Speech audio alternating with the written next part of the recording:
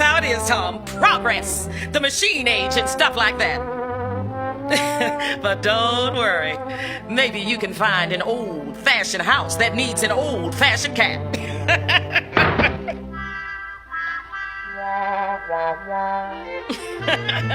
That's my mechanic. No feeding, no fussing, and no fur. Just remember, all you have to do is keep that mouse out of the house. Isn't he cute?